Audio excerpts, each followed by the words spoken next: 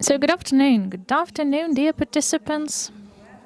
Nice to see all dear colleagues, so everyone who's here with us and all those who are watching us, watching the forum right now. They're behind the screen, so welcome at this meeting, at this panel, at this discussion that we call like how tools and approaches of donors ensuring sustainability of civic society, how these are changing. My name is Ina Pidluska. I'm the Deputy Director Executive International Renaissance Foundation. I have this wonderful honor to moderate this discussion. So we had this discussion last year as well at 8th Forum of Civic Society Development. And we talked on what? So we actually try to identify how we take the sustainability of this civic society.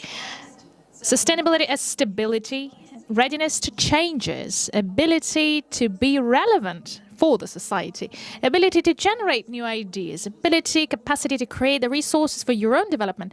And what is the donor's role? We as representatives of the organizations, which are donors for the CSOs, we provide financial support to them, but I hope it's not limited exclusively to finance.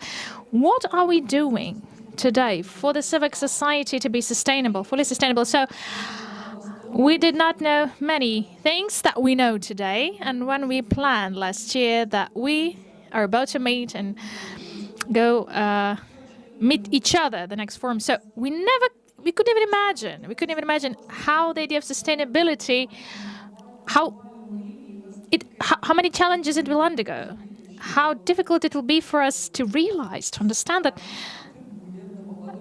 sustainability needs so much more of our efforts than we expected. Okay, if we had this casting right now and actually launch a competition to pick like the most repeated word or sentence, what nominees would we have? The world would never be like it used to be before. Unmute. Turn your microphone off. Yeah, we can get everywhere. So actually, we talk about changes. The world has changed. The civic society has changed. The approach has changed. The approaches of donors, do they change? So is there anything new that donors do propose when they design their programs? Actually, how donors respond to those surveys and research that we have in the sector upon the initiative and with the support of the donors from the civic society. What did we learn? What lessons learned? And how can we use these lessons? What does it mean for us? So today, we'll talk about it. And not only I will, but representatives of donors, organizations working in Ukraine supporting CSOs. They'll tell us. Unfortunately, we don't have Sinziana Poyana. She's not with us here personally. The attaché on civic society support, delegation of European Union to Ukraine. So Sinziana, we would like her to recover as fast as she can, and we'd like her to join us as fast as she can. So today we have also in this discussion Ms. Victoria Marchenko. Please, she's with us. We have her on our screen. And Ms. Victoria, Project Manager of Office of Democracy and Governance of USAID. We also have online, also Oksana Maidan is with us. Deputy Director of Program U Media, Internews in Ukraine. Hello, Oksana. And we also have Roland Kovac, Director of Program on Civic Activity, Civic Initiatives Promotion. Engage program, and we will have many sounds from the outer space. And Roland, we have him here with us, Mr. Vasil Romanyuk, representing the Embassy of Sweden in Ukraine. So he's the head of programs. He's the head of the program. And Vlad Ionescu, First Secretary and leading expert of International Development Department, Embassy of Canada to Ukraine. Also head of UNDP Project Group on Democratic Governance. So Lena, greetings. Very powerful donors team. So we start our conversation. How do the tools of donors change in approaches? How do they change in this process currently? So missions to the process. That's why during 3 decades already, starting from 1992, USAID has been supporting Ukrainian organizations, Ukrainian civic society, Ukrainian media, basically according to our principles. And we cooperate with many of you, Ukrainian organizations of civic society, for more than 25 years. And you felt it, how the approaches were changing. USAID approaches were changing on CSO's support. So we can actually break the methods and approaches of USAID support into 3 stages. First stage, building the foundation, creating the foundation in 1990s. So we had this broad spectrum of technical assistance, many small grants for beginners, and of course awareness raising and education, trainings, workshops, and so on. All the projects were implemented by foreign organizations. And you may remember that the ISAR, you remember that counterpart, maybe Freedom House, of course, Internews Network, and many others. And these projects, and of course the executives, facilitated the birth of Ukrainian CSOs. And you all know them, I guess. You know what the CSOs are. Єднання, as we know them. So the Counterpart Center, Creative Center, Internews Ukraine, Eastern Ukraine Foundation, and many, many others. The second stage, we could have called it the consolidation stage, which actually started at the beginning of 2000, and somehow we still have this consolidation stage ongoing. So we speak about programs, but with more serious scope involving the national organizations as partners. And when local partners take the initiative, take the responsibility for the majority of tasks being implemented. So I think some of you does remember these programs, some programs with our partners, MSI, MSI Ukraine with Ukrainian partners, Center of Democracy and Rule of Law, and so on, and many others. At that stage, all the programs of the next generation, they already have these inbuilt components of organizational development. Extended program of organizational development for the leading partners, and basic program. And this function of basic program, still Marketplace is performing that. And recently, a couple of years ago, there was a new stage. A new stage was initiated, which basically could have been called activity to support sustainability or stability for those democratic transformations and organizations.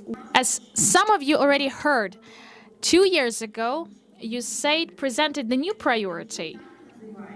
The priority, as we call it, the way to journey to self-reliance, as we call it in English. So this is the new strategic approach aimed at more systemic formulation of USAID programs to ensure the proper capacity for the beneficiary states to solve their own problems related to development and to achieve higher, better results when foreign assistance is not necessary. So the key component of these efforts is basically the set of indicators aimed at evaluation of progress of certain countries, selected countries in this journey. So USAID website, please go there. Everything is there. So I will not, of course, give it all to you right now. Just what I want to mention concerning the support of civic society on this journey to self-reliance. So USAID right now is implementing a couple of approaches. So first of all, separate infrastructure program on sectoral support for the civic society, of course, our organizer, which is aimed to improve the social and political environment to ensure the activity of civic society, including the funding sources, and also strengthening the capacity of CSOs, actually to make them autonomous, fully autonomous, to perform their activity. So this program is already being implemented fully by Ukrainian organizations Yednanya in consortium with the CDEM and UNCPD. And I think that this is already about autonomy. It's there. And other programs of USAID, they actually pave the same way to autonomy, to self-reliance as one of the priorities. And my colleagues will actually tell you about this. And I pass the floor to Roland Kovac from Engage program. And of course, Oksana Maidan, please, from the media program in Ukraine. Thank you for your attention. Thank you. Thank you, Miss Victoria. I already have a bunch of questions. And I think those who are watching us and listening us right now very attentively in different cities of Ukraine, please send your questions. And we definitely will be able to discuss it and give answers. Okay, we pass the floor to Miss Oksana Maidan or Roland. Who is stealing the microphone from me right now? Okay, in my program I have Oksana before Roland, so I'm sorry. Ladies first. So thank you, Inna. Thank you, Victoria, for introducing our program. And I'd like to start with what, actually? When Victoria was presenting her information, our program in Ukraine, media program in Ukraine, implemented by Internews with the support of USAID, of course, we changed our approaches a little bit on how to support the Ukrainian media organizations actually to be successful within this journey to self-reliance. Yes? And when it comes to increasing their autonomy. So soon, we were about to actually start this diversification of media sources. It's about the donor funding, and of course it took us a lot of efforts actually to cultivate and to develop the institutional capacity of writing the grant proposals when it comes to communication with donors and improvement of skills on financial management. If organization has certain grants from different donors, right now, this is what we planned, but now we have another stage, and we're trying to experiment, we're trying to test, work with different organizations for them to involve in their financing schemes, not just the donor money, but also the non-donor money, meaning diversified sources. So starting from 2019, and we still continue doing that, we even launched these surveys with external consultants together with our partners, with different organizations that work with us, just to study, to understand how organizations can diversify their funds and basically what share of the funding and the annual budget could be taken from different donors and non-donor funds as well. So when it comes to options, which may be available, the non-donor money, I mean. So we consider the following. As it exists globally, and we studied the practices of the United States of America, European states, East European countries, and for example, now when it comes to producers of the content, not just maybe the media organizers, but media companies who present content, the subscription mechanisms, and also prepaid schemes and the crowdfunding. Yeah, so we tried to translate it in Ukrainian adaptation of advertising models. So we do know that many producers of the content, media companies, for so long, they actually still continue receiving a part of their funds from advertising. But due to COVID-19, advertising market lost its stability, but still it exists. And if we go to this commercial area, if we enter it, we work with our partners, and we do have one huge, big partner, and there is a separate project. We try to, our partners doing that, to have these white lists for advertisers, and that's when we have, that is when we launch this mechanism, special methods of communication with advertisers. So our partners, by monitoring, by studying the content, and by studying the reporter standards, journalist standards, which are actually met or not met by the companies, they actually formulate these white lists where there are media companies actually sticking to the highest standards at national and regional level, and then they already negotiate with advertisers and they promote. These are promoted to present their advertising together with a company which actually which are fully compliant to the standards and presenting the objective information about the world and Ukraine. So one of the changes we consider, one of the methods today and even in future, the state support.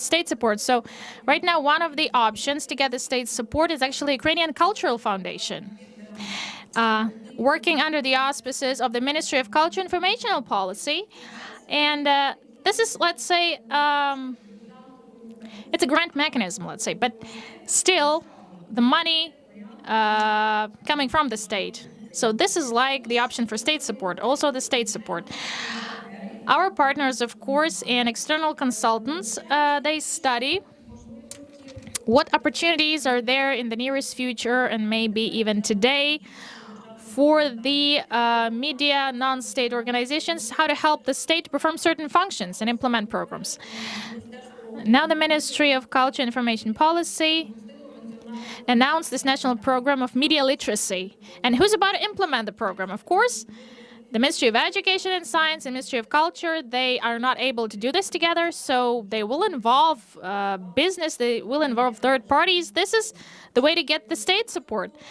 Also, what we consider as additional types of activity, so something that we can call with one word as public business, let's call it like this. So if media companies or media organizations can perform certain types of activities or something that does not contradict their mission in Ukraine, additionally to their basic key activity. So also the additional activity types. Quite often, we use also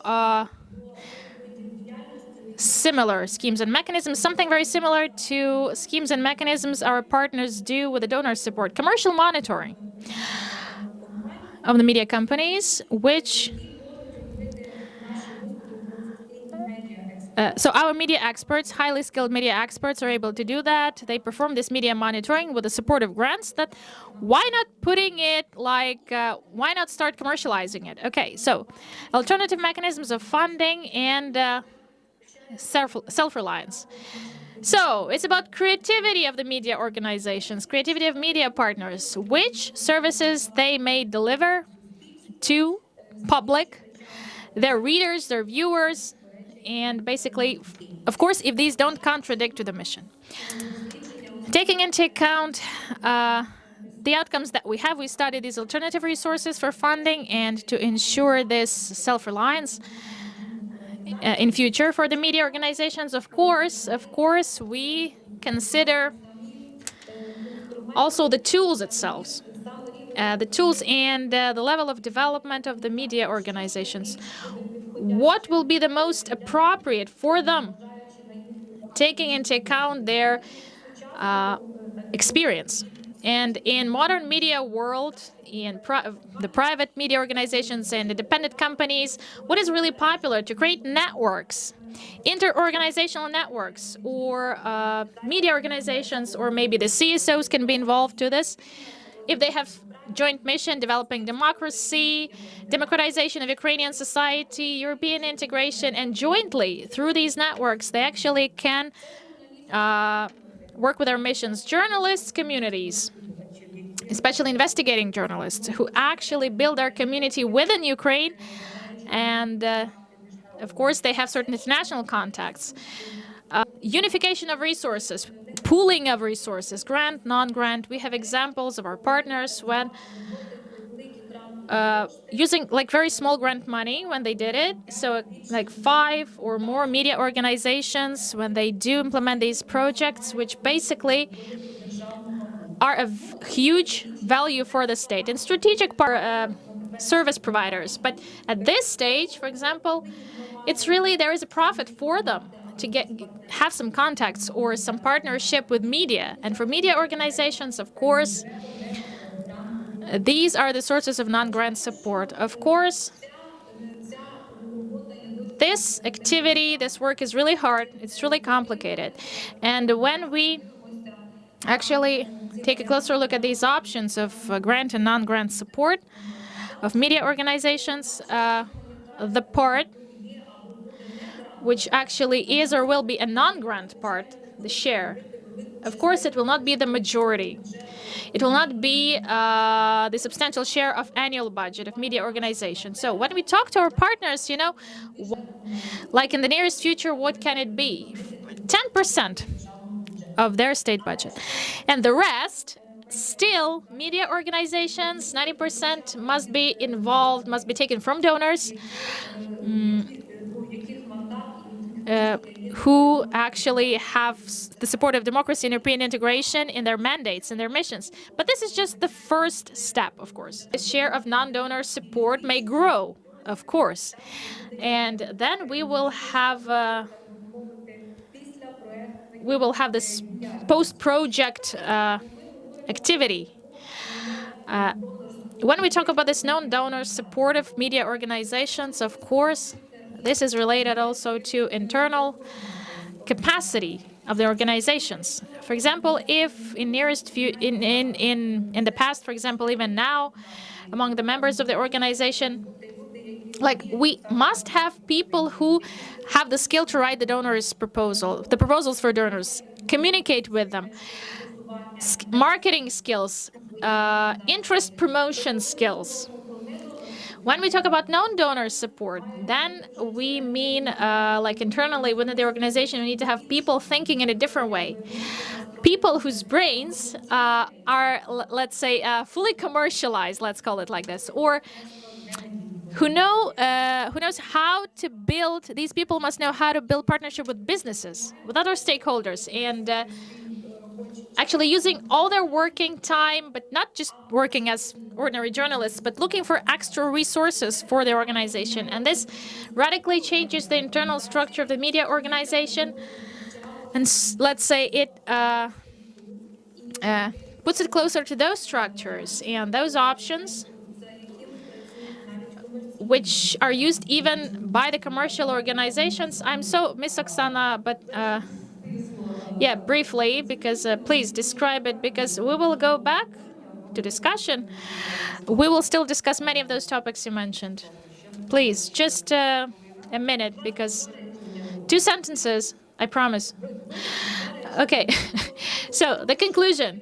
Still, we need donors, but we need radical change of the way, of the mentality of media organizations.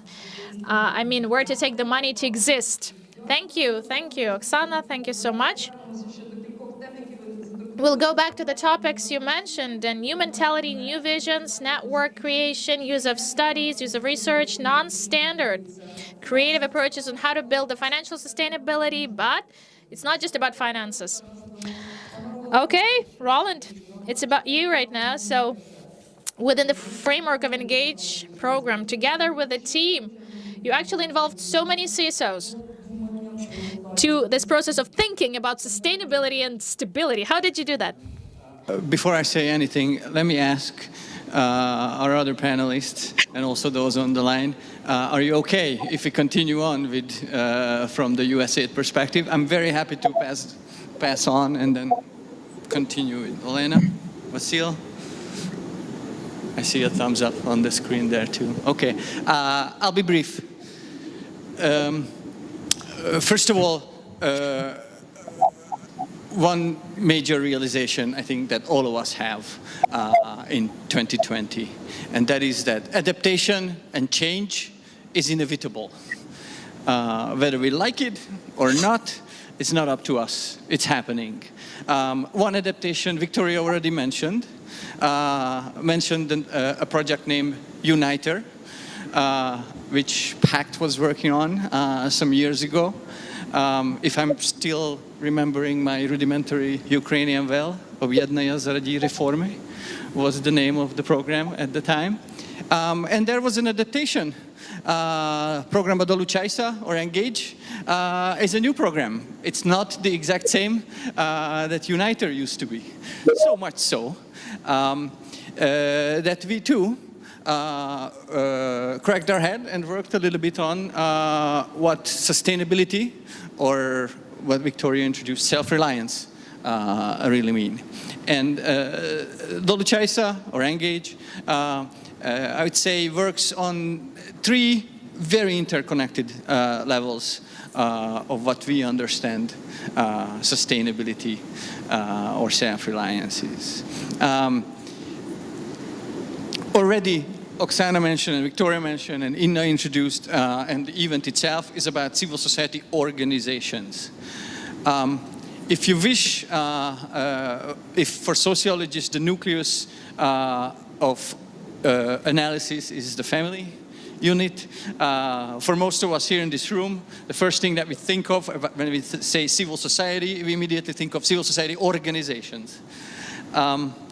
Engage works on the organizational level, and I'm not going to repeat nothing that Oksana already mentioned, but several of those, if not all of those, are in the toolbox for Engage as well, for trying to assist civil society organizations themselves on what most of us have been associating so far with financial sustainability. But Doluchaisa is a program whose purpose is to increase citizen awareness of reforms in Ukraine. And that's another layer I'd like to talk a little bit about. That's, if you wish, the sectoral component of sustainability. Sectoral in a way that civil society organizations work that we are supporting, and civil society organizations that are sitting here, and I hope many of you are listening through online, you are working with citizens. And you are working with citizens for them to better understand the life around us. In 2020, many of you have been working with citizens to swiftly reckon with the reality that coronavirus has presented to us. This level of citizen engagement is what Program Doluchaisa is about. And then there's another side of Program Doluchaisa and the purpose of it, not just awareness, but actual engagement of citizens.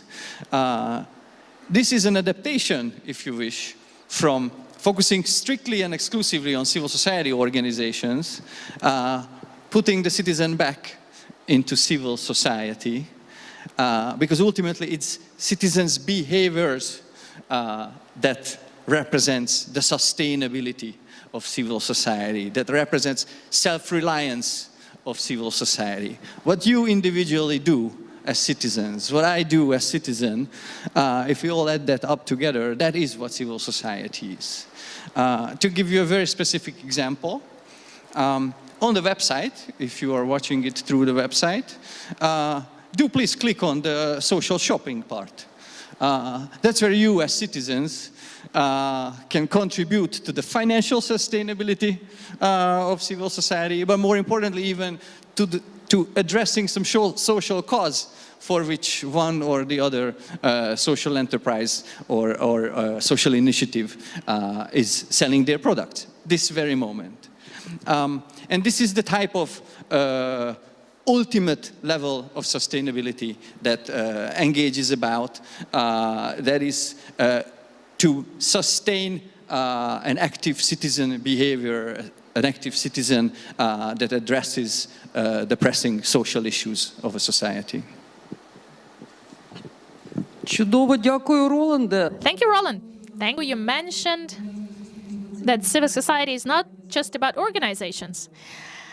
Yeah, it's not just about CSOs. Truly, that is. And citizens, this is the most important resource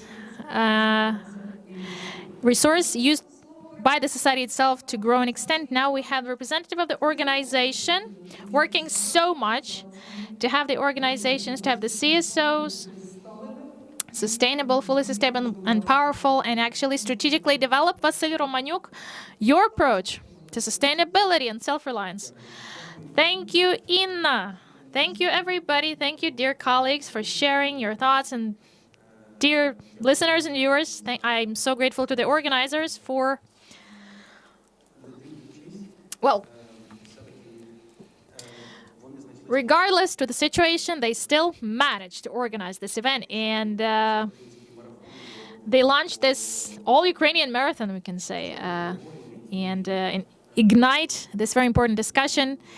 Every year, it does not lose its importance anyway. So I'll try to be brief. Ina, please throw something at me if I fail to. So Sweden truly is doing a lot with a lot of inspiration, and Sweden is working on civic society development at different levels, at the level of organizations, at CSOs, but also at the level of policies, at policy level as well. And despite the fact that we are a very small donor comparing to our partners in this journey, let's say,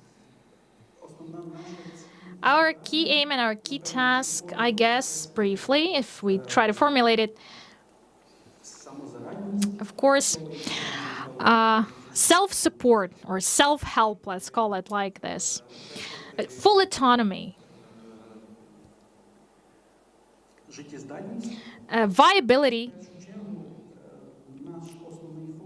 Our key focus, our primary focus as we see it, apart from some technical things that we try to implement together with our partners in the area of CS development in the private sector and in the state sector. First of all, the key message is to formulate the values. It may sound very high, but okay, still, it's about value-based approach. We are deeply convinced that some values will always be sustainable, will always be viable. And if we have this strong connection with these values, viability automatically improves, and we have viability increasing. So I talk about approach based on human rights, on activism, and quite often, well, I talk about it quite often, but still, it's relevant. There are key 4 pillars. So first of all, the transparency, accountability, non-dismissal or engagement. So it fully corresponds to the statements that we had today presented by Roland, Victoria, Oksana. This is the model that we actually use in our cooperation, regardless of the modality, project support, program support. The other thing I want to stress on, where we try to focus, the value called the trust. So this is the approach based on trust and through openness, through integrity,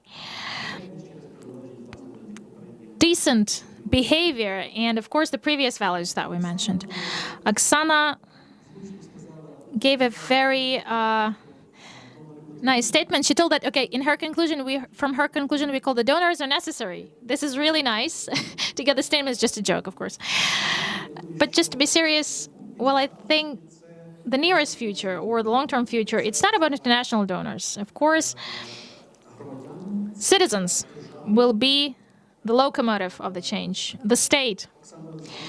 Oksana mentioned the Ukrainian Cultural Foundation. Well, actually, 680 million spent in 2019. This is a huge sum of money. This is... If you're not with me, you can hear me. So I wanted to thank everybody for the organizers, everybody on the panel. It's great to be here, great to be part of this discussion. Let me answer your question right away. So Canada does not usually work directly with Ukrainian civil society organizations. So we always have intermediaries. And these intermediaries have their own sustainability approaches. But there are two things that we do have one project actually with Ukrainian Women's Fund, and there are two things that focus on sustainability in this project. One is a focus on local ownership, and another one is alliance building, basically, and raising of awareness about what the women's movement is about. So I want to stop on these two elements because as we move forward with our programming in Ukraine, Canada will start thinking about a new concept to sort of promote sustainability in this country. And it sort of touches on all the elements that have been mentioned before. And this is something that I'm referring. The thing that I'm referring to is cost sharing. So I know this may be not the right time.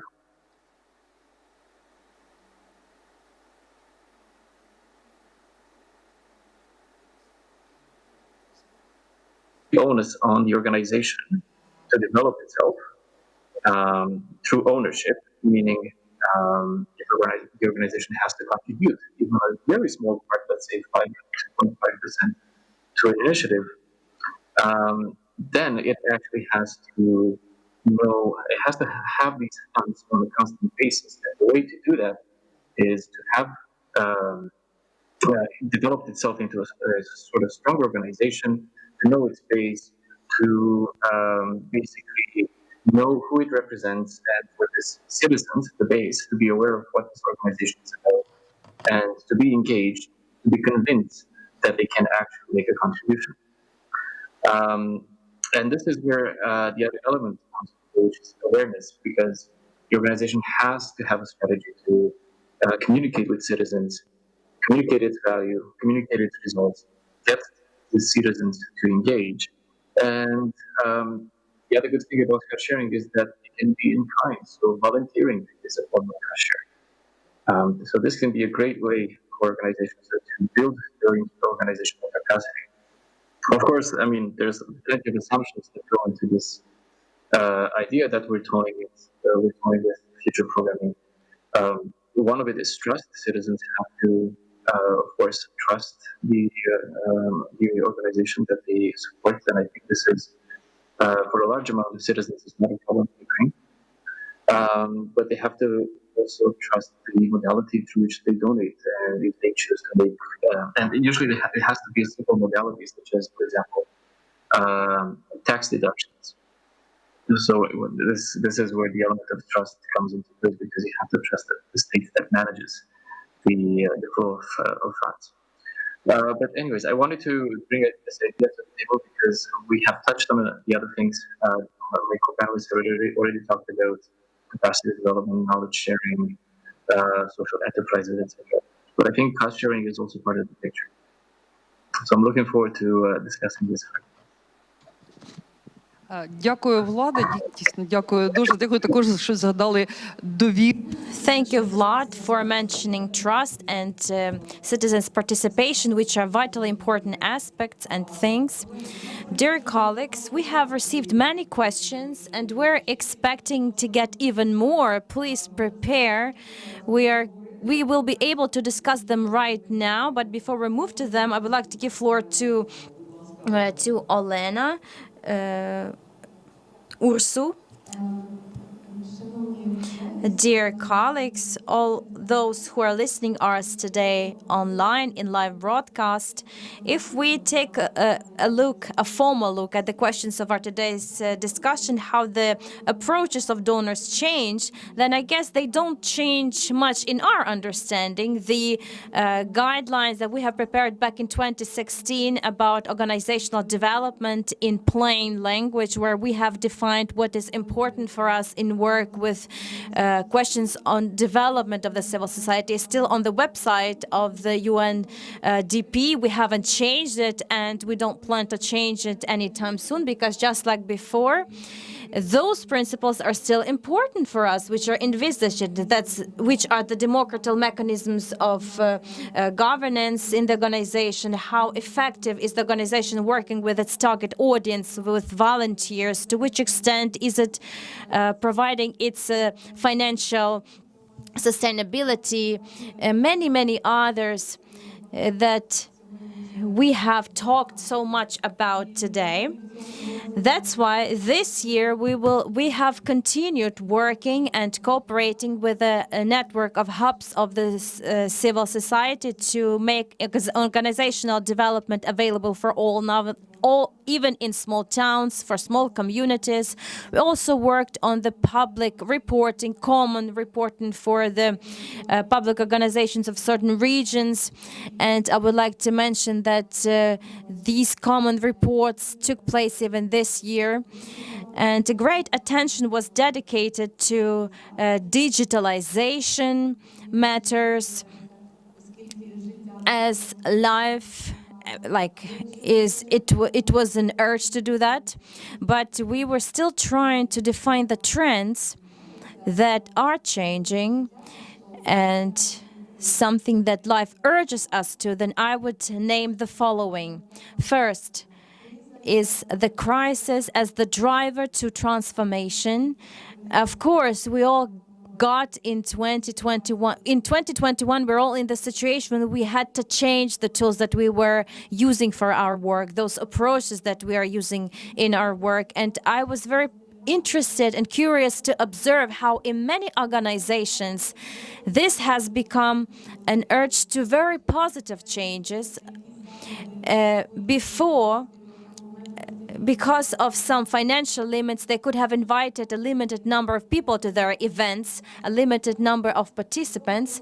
But this year, they were surprised to see in work of these events some new faces, those they haven't worked with before. They have seen a lot more people who had the possibility to join important discussions only because they were taking place in the open space, in the social networks, social media, and that is a positive direction. And summing up, I should say that I encourage all our participants from public sector to take a look at the challenges as possibilities to systemic transformation and changes. Second trend that I like is measuring well-being as a trend.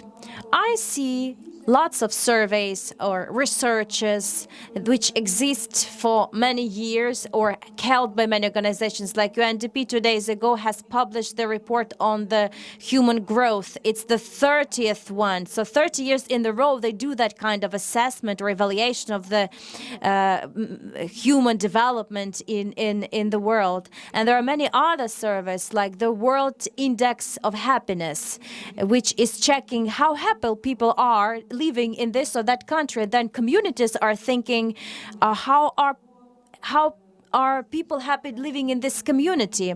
Or, for example, their survey measuring the well-being, which is held by OSCE. So I'm saying that there's lots of these kinds of surveys where the human being is in the center of everything, and to which extent is the person or human being is happy because he or she resides in this community, and if not so happy, then what can public organizations do to improve life of this human being, of this person? That was something that Roland mentioned about the program Engage, saying that it's important to focus on those people who are in need. I mean, some vulnerable groups of population who need our assistance most of all. So the second summary is to take a look at the needs and expectations of a human being and to trying to be necessary or needed, which is going to facilitate the sustainability of organization.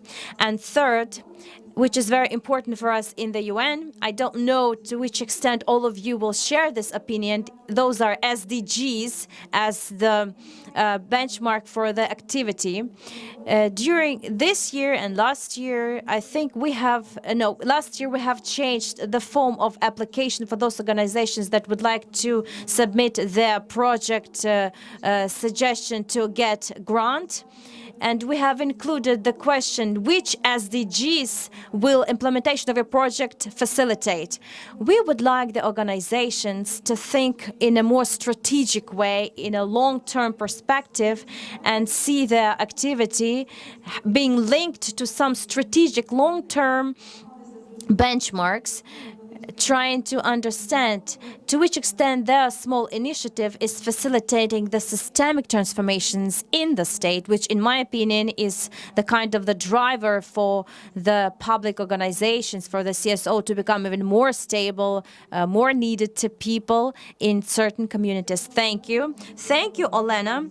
Especially, I'm thanking you for linking different, several important things in your speech, which is all aimed at achieving big strategic goals of development. So, dear colleagues, we got many questions. I suggest the following approach. I will read them one after another. Most of them refer to each and everyone who's right now on the stage, so you can choose the question. Please let me know if you're ready to answer. I will be looking at you very attentively, trying to understand who wants to answer. And there are also some personal questions, I mean, not personal questions, but questions that are referred to the particular person.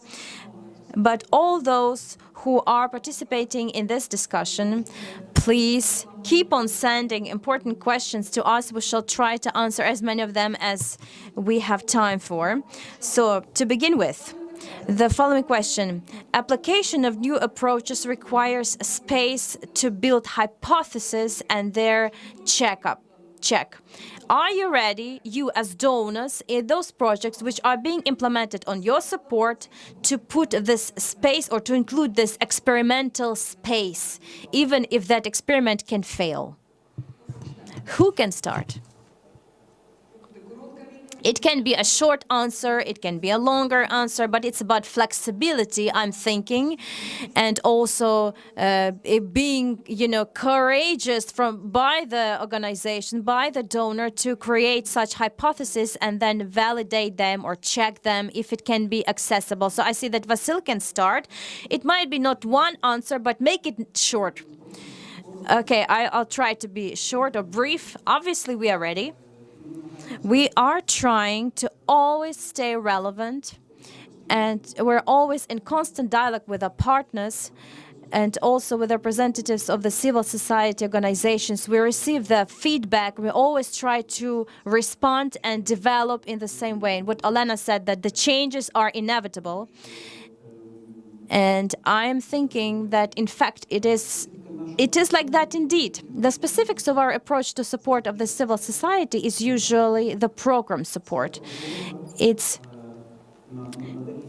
a gradual, step-by-step support of strategy of CSOs. If the CSO has a developed, in inclusive way, transparent and participatory way of the strategy, which presupposes some experimental approach, then it has the right to be. It has the right to exist. Here, the question, I'm going back, giving it back to the author.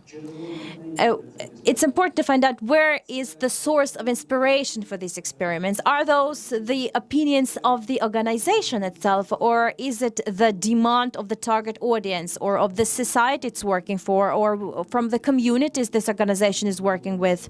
Then it's clear that which ways are to be chosen here. Okay, thank you for your answer. Will there be Elena? I'll be brief, because Vasil gave such a wonderful and straightforward answer. Yes, I would like to inform, yes, we are also ready, but the only thing is we always have to remember, when organization has some project idea, they are aiming, achieving some goals. Therefore, such experiments or hypotheses should not preclude them from achieving their goals.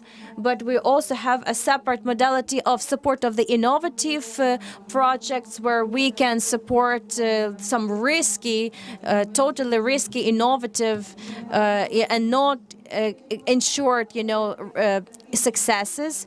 But such selection can go through some very complicated stages. The team of innovators is to be formed that are to be convinced that this is really an innovative idea and that it's worth supporting. But in this way, we are ready, of course, and will not even argue if there will be no success. Thank you. I'm, looking very attentively at the screen if whether someone is signaling me to reply. Yes, Victoria and Vlad. Victoria, you're welcome. Thank you. I just want to say one sentence, and then I will give floor to Roland after Vlad, obviously. And absolutely, in all our projects, programs, we are including flexibility and the possibility for innovations and creativity. And I think that in practice, Roland can tell you. He will give you the exact examples. Thank you. So my reply is yes. Vlad, the floor is yours. You can hear me. So let me give you a very honest answer. In the Canadian Development Assistance branch of Foreign Public Canada, we have been encouraged for years to work on innovation, take risks, fail and learn from failure. They are always successful. But in practice, this has not happened. However, this is the interesting thing. COVID has forced us to take a lot of risks, to act fast, scale up. And guess what? Nothing bad happened so far, to our knowledge. So there are some really good lessons learned from the past year, the way we managed to adapt to the COVID situation. And I hope that these will actually translate into a lot more flexibility when it comes to managing risk, so that we can take those kinds of risks and test ideas. Дякую, Влади. Отже, Роланд, будь ласка, ваш. Sure, very, very briefly. First of course, the answer is categorically yes. Not only that we are ready to take hypotheses, the whole international development or civil society development, if you wish, is based on some hypotheses that we are testing, evaluating, and then adapting if needed, essentially on a daily basis. But there are built-in moments when we're taking some time to reflect, draw conclusions, actually ready to face reality, and then move on with some new approaches, change things as needed. Victoria already noted that I have an example. I can give you one very specific example. It's called the CD Forum. This CD Forum 12 years ago did not exist whatsoever. The first iteration, we were chatting actually earlier today, the first iteration was not called CD Forum, it was called Marketplace, if you're still familiar with that term. The venue was not here. We moved it here at a given moment in time after Euro 2012. I'm super happy that the hypothesis stood that NSC is the right venue for that, but it wasn't always the case. So yes, the answer is always we try things. If they work out, perhaps we scale. If it doesn't work out, we are ready to drop them. Супер, дякую. Можемо переходити. Okay, super. We can go to the next question. Okay. So to everyone, if you really want to answer, show me some signs. Okay, we go to this question. So what are the ways to motivate CSOs and NGOs to ensure their sustainability? What can you actually give us? So Oksana told so much how they motivate organizations to look for solutions and going beyond the donor support. Oksana, will you add something? Okay, motivation. Okay, so again, it's about your mission in the society. How can you implement this mission? Only when there is internal capacity of the organization. Only when it has certain partnership, it has clients and resources to exist. Basically, this is the motivation. Again, the motivation of the following level. So building your reputation, building your image, and sustaining your reputation. If organization does not have any financial human resources, well, it cannot be successful anyway. So motivation is not the financial, the pecuniary, but just like my other colleagues mentioned at the start of the discussion, so sustainability and stability is not just about money. It's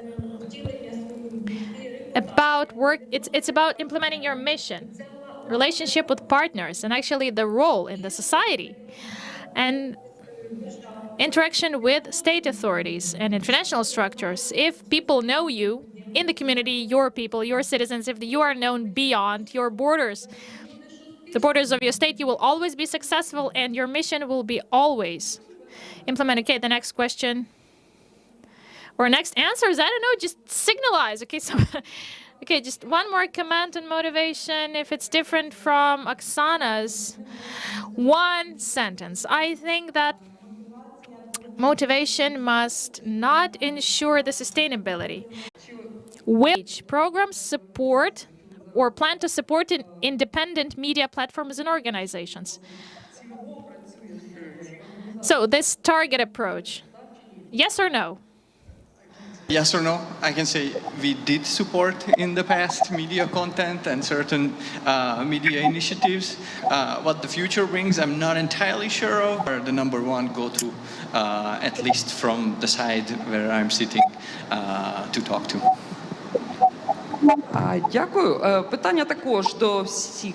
A question to all the speakers. So, Ukrainian CSOs, are they ready to ensure independently their sustainability, autonomously? If not, if they cannot do it on their own, why? Oh, it's for another panel. God, it's a question for another panel. Let it, if some of the if colleagues really want to answer that. Ukrainian CSOs, are they ready to ensure and guarantee their sustainability with their own resources or not? Ready or not? Why, if not? Vasil, he grabbed the mic. Okay. I think that answer is yes, they already do that. They ensure their sustainability. They ensure their viability and self-reliance. There are a couple of examples, very nice examples, when organizations from the initiative group, non-formalized, non-registered, of people actually who think alike, with some resources, with mentorship, with the supports, I don't know, with advice, when they go to another level, absolutely different level, to ensure the availability of their own resources for activity. We have examples when organizations, and it depends on the type of the organization, obviously,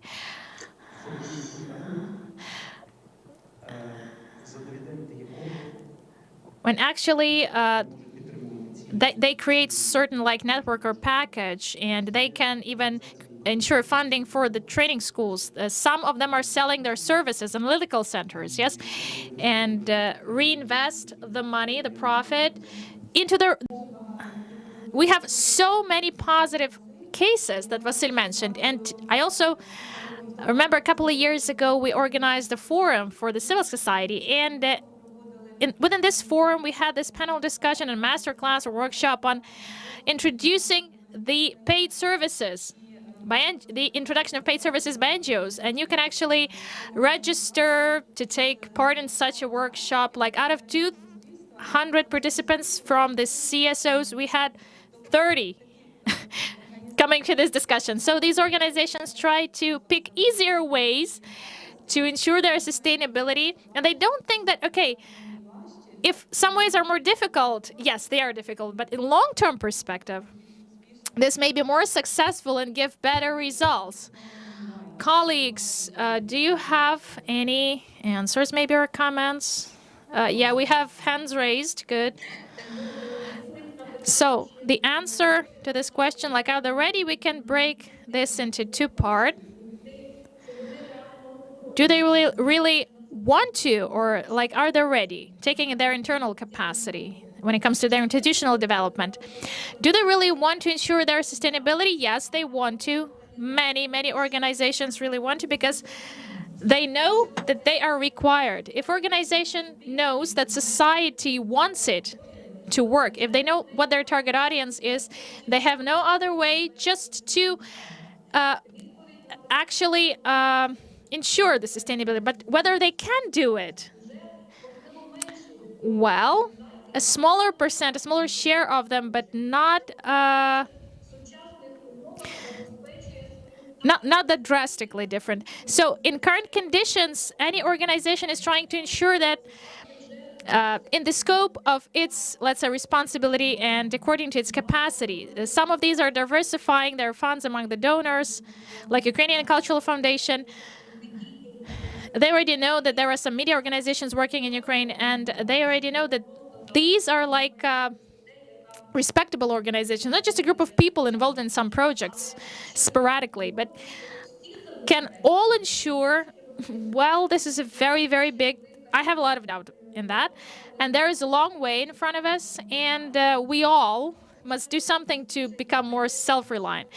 And we ask our partners during the surveys, big organizations, what support, apart from that financial aid that you get, what support can be there? And they want consulting, they mentioned. They want to get some strategic planning advice. They really need to establish cooperation and connection with non-media partners. So can they? Yes, but we must provide our support and the long-term support. Vlad, please. Yes, I think that this way, if donors were to stop working in Ukraine. A couple of questions related to international technical assistance. Well, we don't discuss international technical assistance right now directly, but we have a question related to capacity, sustainability, self-reliance of organizations, of CSOs. Top 30 of executives of international technical assistance projects, only a couple of these are Ukrainian organizations among these top ones. Others are foreign. Okay, does it mean that Ukrainian organizations lack capacity, or they simply lack trust? What is the problem? Or donors, are they about to change the approach? Briefly, please.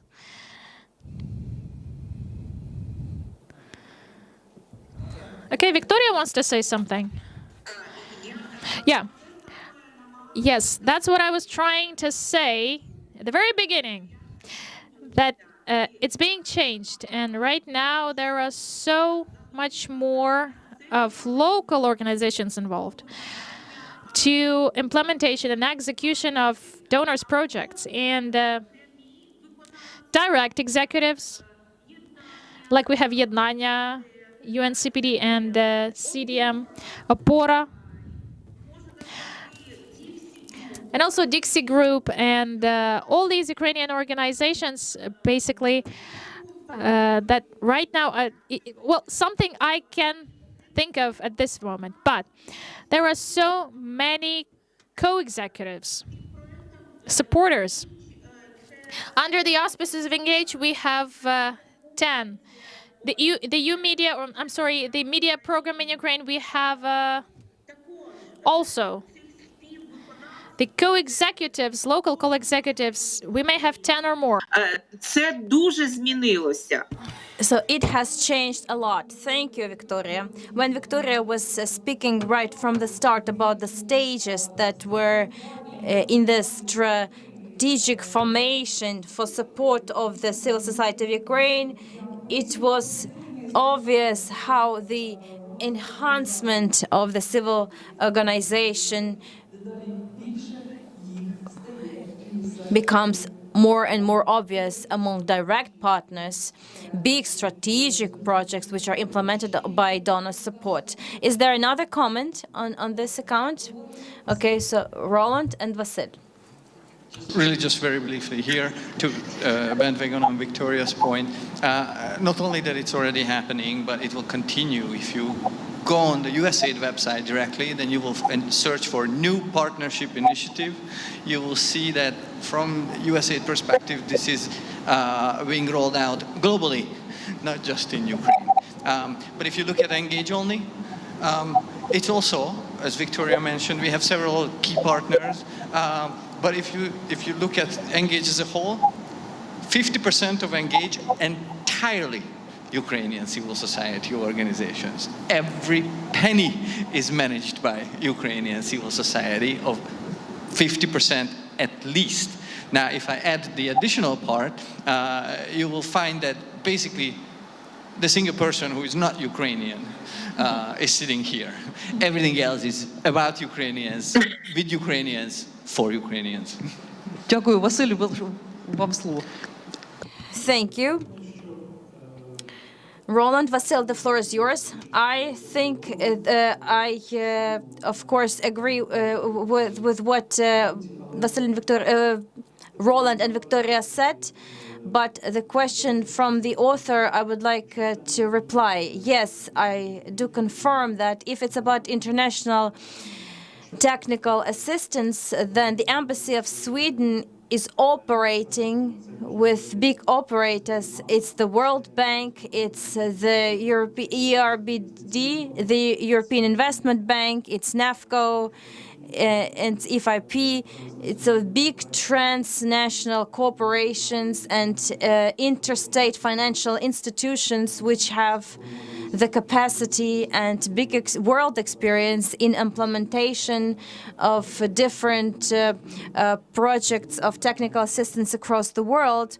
But I think here the question is it really the question of capacity and experience in the multi-million initiatives?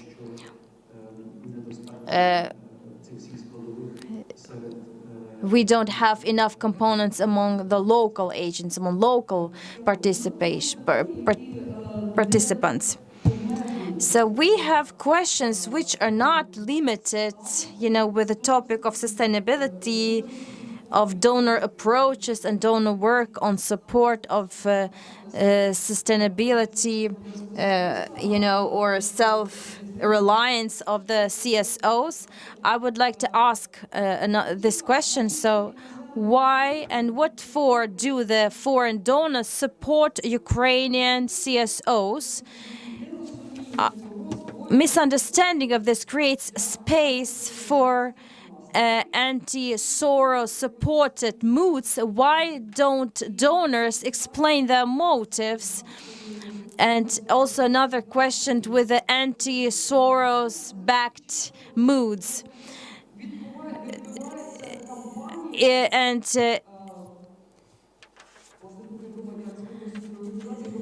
And if is the campaign of the CSO choose to use their name, on behalf of the name of the founder?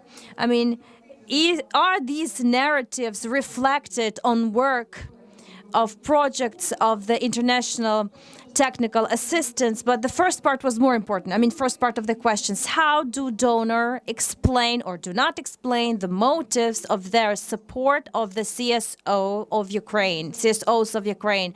And I can speak on my behalf. We always explain these motives. It's building the stable, democratic, open society in Ukraine, and enhancing organizational structure of the civil society, which is the driver of this process. So, dear colleagues, your answers.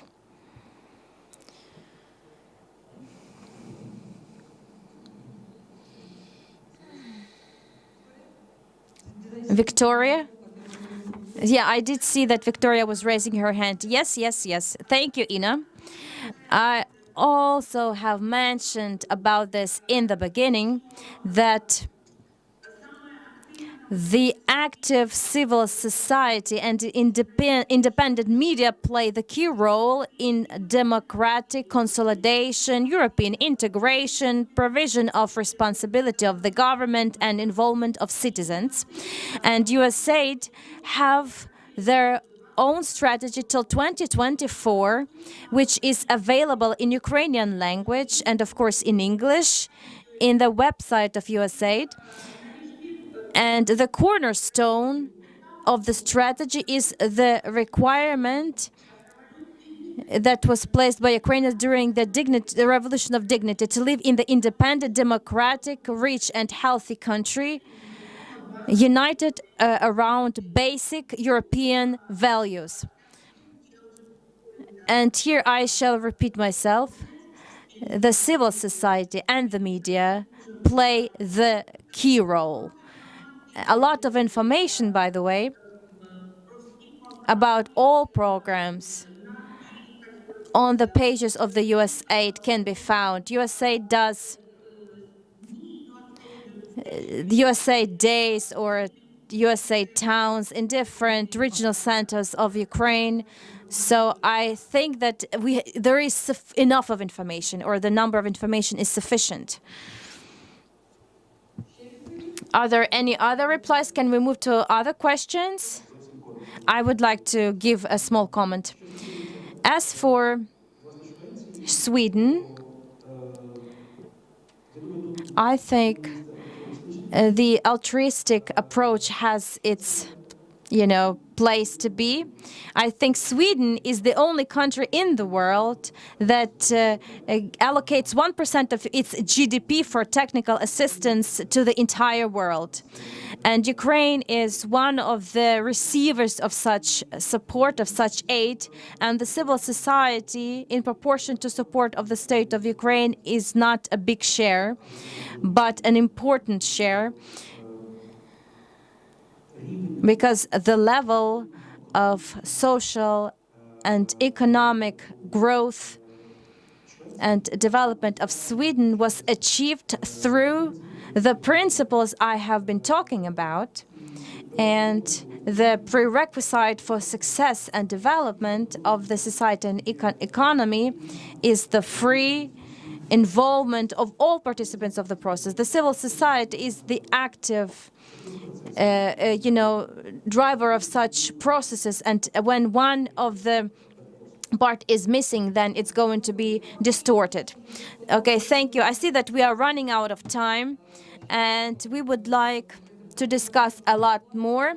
Vlada, I see you want to comment something. Vlad?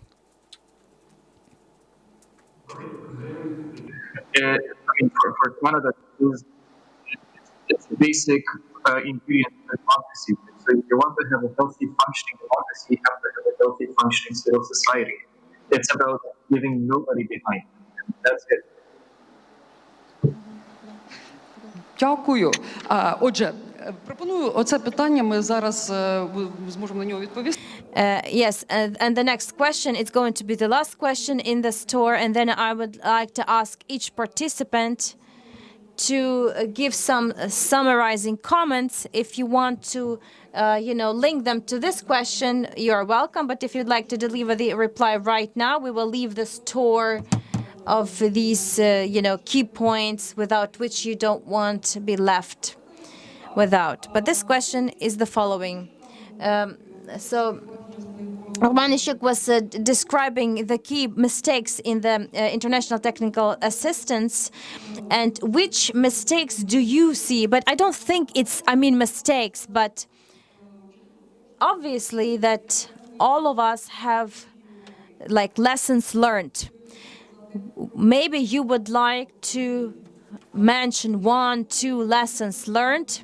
And again, I'm reminding you, we are talking about your work on support of resilience and self-reliance of the civil society.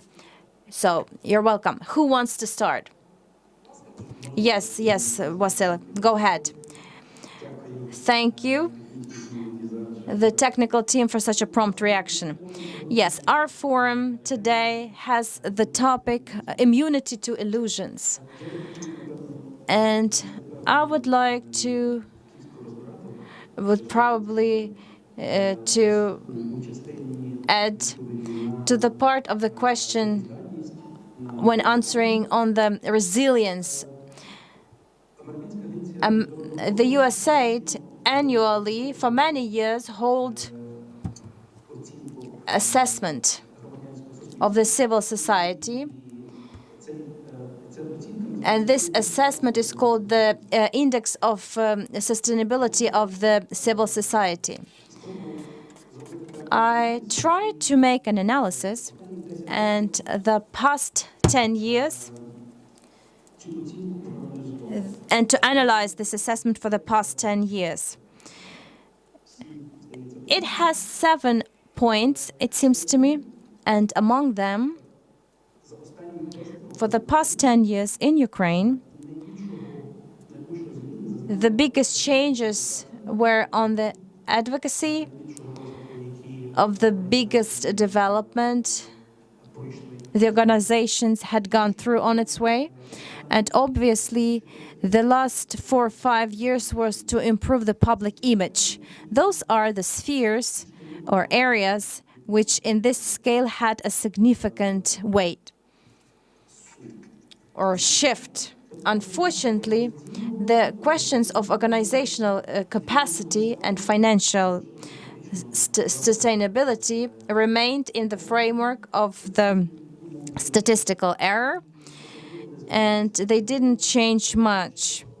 And it says that Olena probably previously touched on, it's the human nature of the organization that are ready to move, to choose some simple way, something that can be done easily and fast,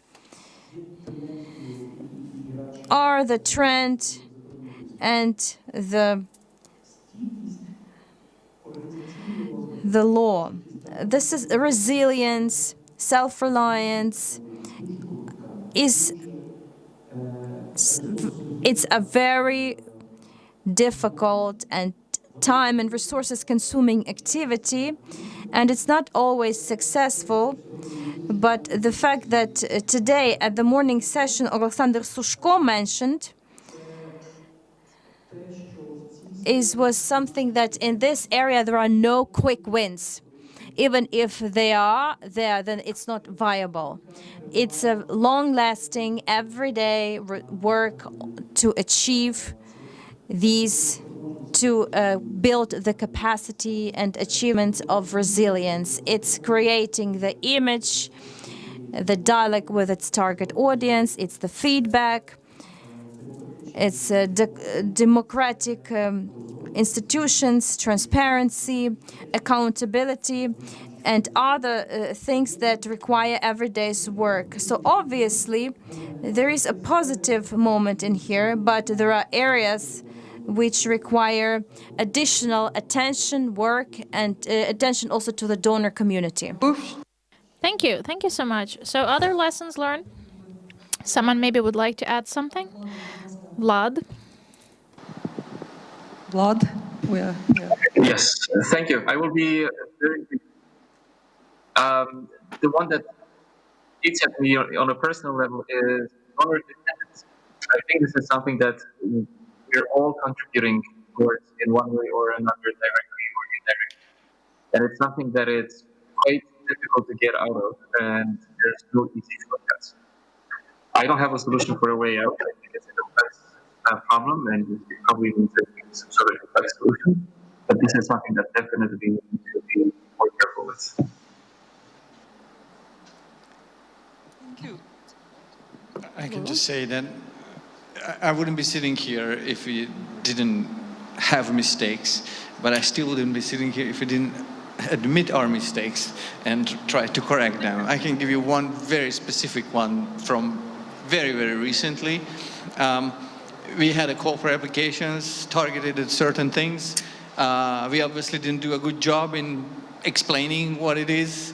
It ended up being an utter failure, and now we are working to mend that failure in order to be able to invest in things that we believe is actually going to help some of the civil society organizations with their adaptations that COVID triggered, but the adaptations will have longer lasting effects in the post-COVID environment. This is something right here, right now, we are working on. Чудово, дякую. Thank you. It's wonderful to know. Victoria, Oksana, Glena, something. Briefly, so Victoria, please. To be honest, I just would like to finish with a remark. One of the previous questions, I guess, there was about motivation, yes? And motivation for the CSOs to work on self-reliance, on autonomy, on viability. Motivation, for me, this is about having faith in what you do and loving what you do. And as my mom said, okay, put your soul in that. If you actually do something that you really don't want to do, if something there where you have no faith in, please look for something else. Don't waste yourself. Okay, I guess with this highly inspiring note, Elena, Oksana, well, something else to add. Thank you, Ina. Well, mistakes, it's really hard to mention them usually. But if we try to present one typical mistake, we all have. Especially, we also do that when we work with CSOs, and CSOs make this mistake when they work with citizens. Quite often, we realize, like, when we know what to do and we present our vision of what is necessary, what is required, we do it for CSOs because we have our approaches, we have our vision on how to change it. And CSOs, respectively, think in the same way about people and communities. They imagine what problems, they know what problems must be solved because they know. They just know because they have methods, they have ways on how to solve problems. Therefore, this constant attempt, this constant struggle to ask your beneficiaries. You need to start asking them what they need. What is their problem? Number one. This is something that Roman Vashchuk mentioned when he was presenting his ideas. And something that is really hard to change, because when we write our projects, we need to do it fast. We need to think about our competitive advantages. And sometimes we may forget to ask people what actually you need for your lives to be better. Oksana, for you to finish. Thank you. Dear friends, please don't forget. We have the hybrid work conditions in the country. It's not a mistake, but this is something that is called the lesson. Because we, again, have this cooperation with a huge range of CSOs. What should we stick to primarily, taking into account the support and cooperation with, again, the CSOs that I mentioned? Their reputation, think about it, their vision, their mission, their professionalism. And on the basis of that, make your decisions. Pick your partners carefully, okay? Yeah, thank you.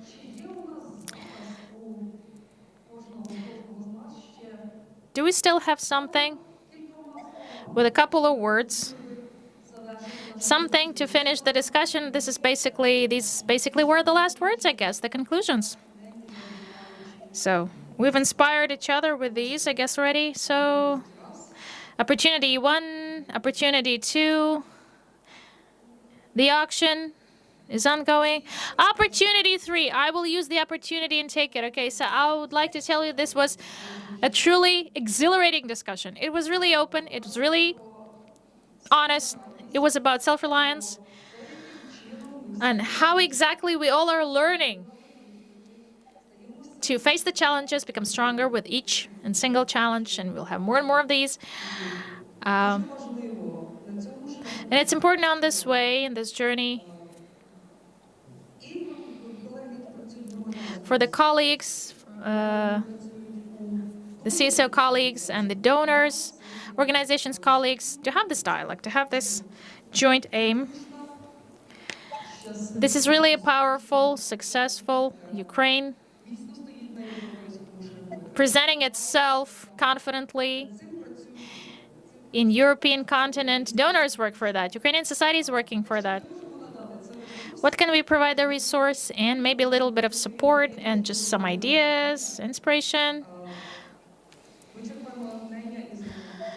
We get our inspiration from our work, from CSOs, from citizens, not necessarily. They may be there in the CSOs, but for them it's really important to participate. Joint work for us to be finally successful. Thank you so much. Thank you. My gratitude to all who joined me within this discussion, Ms. Victoria Marchenko. And just a little applause, okay? Yeah, thank you. And of course, beyond this hall, Vlad Ionescu. Ms. Oksana, please, the applause goes to you. Roland Kovac, Olena, and of course, Vasil Romanyuk. Okay, my name is Ina Pidluska. Thank you so much. This discussion would never be possible without this great forum, as Roland mentioned. And when we talk and how we grow and change, if we did not have any other examples, we would just take our interaction as an example. How it is being shaped. Thank you. I'm grateful to all the partners and, of course, to everyone staying with us within this discussion. Again, we may receive questions, so we will be ready to continue this dialogue. Unofficially. Thank you.